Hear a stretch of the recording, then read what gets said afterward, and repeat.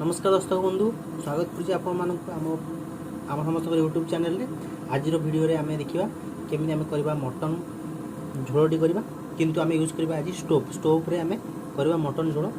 एवं आमे जो मसला जगह आमे नबा बट्टा नबा कोथरे जोटा कि शिल रे बट्टा हेतिबा मसलाटी। देखंतु आपण माने एपय आवश्यक सामग्री देखि दियंतु। Mutton नेछि 1 KG. ए मसलाटी मो शिल रे बाटिजी। देखते केमती फ्लेवरटा गोटे अलग प्रकार आसी। सहित पिज नहीं 3टी पिज ए गोटे जोड़ी पिज बटा होपर एपट देखु ए मुझे आलू 3टी आलू 3 ରୁ 4टी आलू आउ टमाटो गोटे ठीक अच्छे। तापर सोरिष तेल ए यूज करी सोरिष तेल यूज करी सहित यहाँ मुझे रोषे करुँची विथ प्रेसर कहीं मटन प्रेसर टाइम लगे ये प्रेसर कर स्टोव रे ठीक है। दर्शक बंधु चलतु आरंभ करवा। देखो दर्शक बंधु एवं मु तेल पकई सारी प्रेसर रे तेल पकई सारी आप आवश्यक मुताबिक तेल पकेबे टिके सोरिष तेल अधिक पकेले भल लगे। फिले मटन में आप 150 तेल पकई पारे 100 ରୁ 150 ग्राम तेल 150 ग्राम चर्बी अच्छी 100 ରୁ 150 ग्राम पकेले आप ठीक हम। देखो गोटे भलसे करेंट ताती गला जो प्रेसरटा बड़ प्रेसर ये कर मत सुविधा हम कषा कषि करने। मुझे चीनी पकेबी एथे देखो चीनी नहीं चीनी पकड़ा द्वारा खारिया अंश कमी जाए स्वतंत्र प्रेसर रही तेनाली यार किसी टेस्ट भी अलग रही गैस ठारू प्रेसर टी बढ़े टाइम देवी चीनी टे रेड कलर हाँपाई। एवं मुझे काटिकी रखी 3टी पिज देखु 3टी पिज प्लस बाटी 2टी पिज 5टी पिज रखी तो आड कर बर्तमान पिज आड़ कर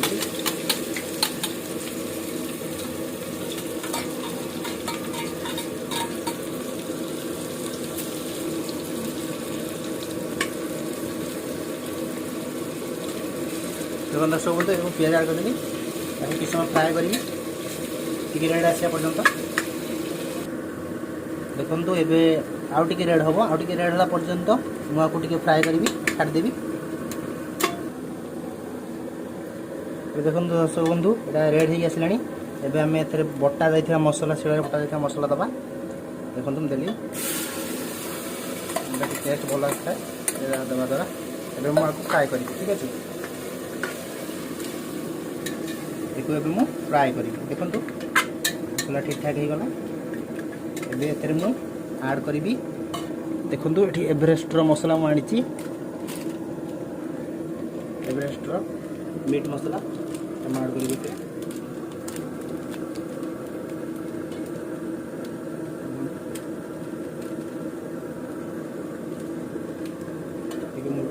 फ्राए करी केवल मसला फास्ट पकई फ्राए करेंगे तापर अलग मसला ट्राए करेंगे।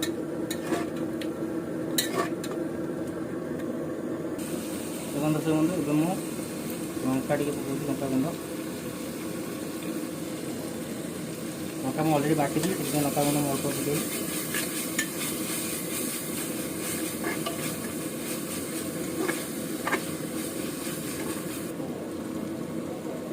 मुझे एवरेस्ट टे किसी मसला सब्जी मसला पकाऊँ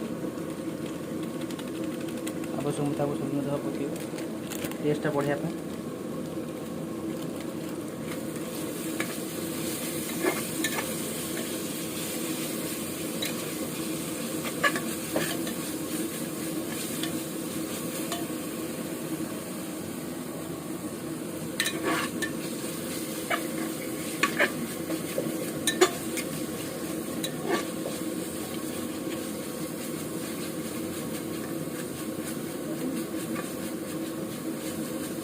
आवश्यक मुताबिक सब्जी मसला पकड़ देखो दर्शक बंधु मसलाटा हो आसला पानी देके कषे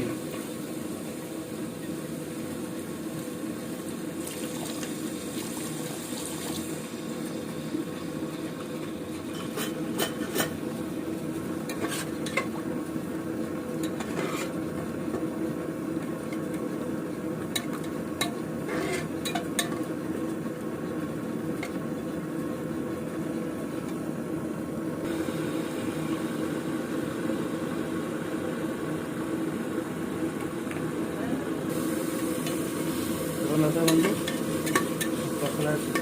कषाटा ठीक ठाक हो गला मसलाटा देखिए देखो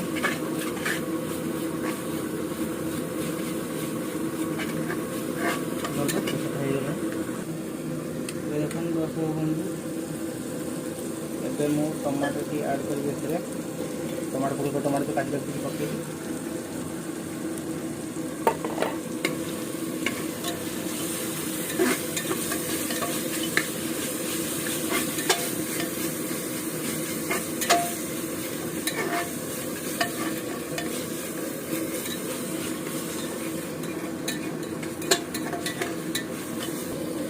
दर्शक बंधु और पानी देकी सिझेबी कषेबी टे पानी देकी देखो दर्शक बंधु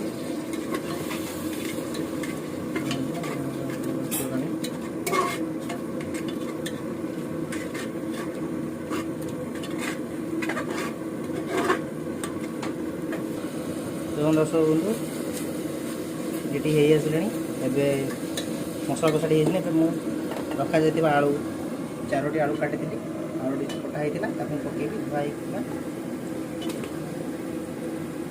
पकईबी कंचा आलू गुड़ाक डायरेक्ट कंचा आलू आप पकड़ा और बेसन द्वारा सीझ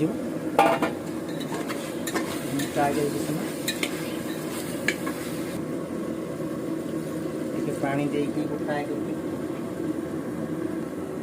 देखो दर्शक बंधु ग्रेवीटा ठीक ठाक कलर आसगला और टिके कषिकी मुझे किसी कषि सारापर मटन टी आड कर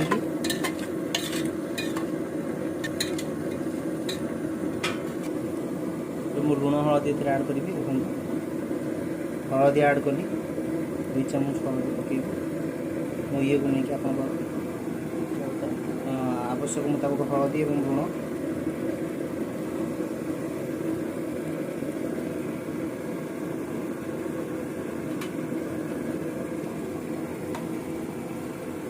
से मिक्स कर देवी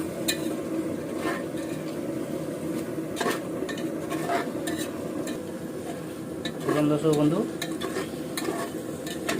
आम कषा टी रेडी होगा आम एथर आड करवा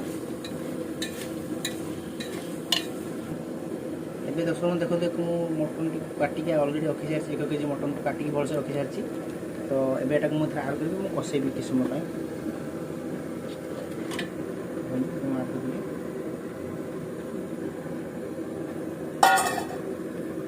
बेटा को कषेबी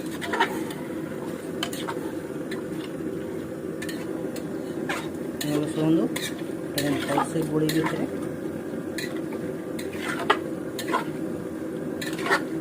भलसे गोड़ी कषिबी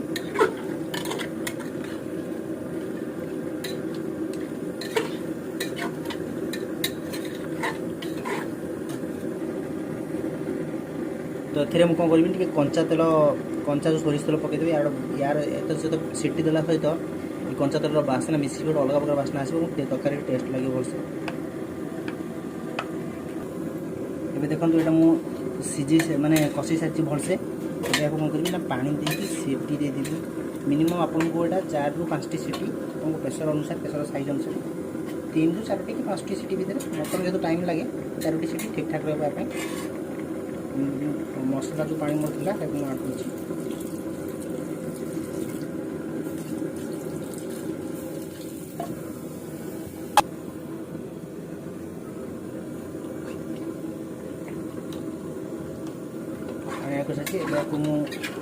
सीटी देदेवी कवर कर सीटी पर्यटन वेट करी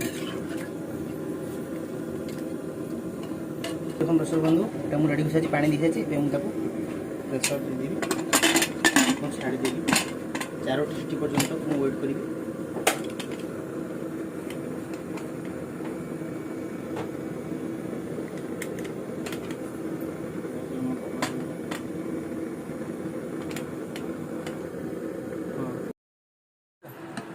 देखो दर्शक बंधु तरकारी आम घरोई स्टाइल रे भल भाव हो सारी देखो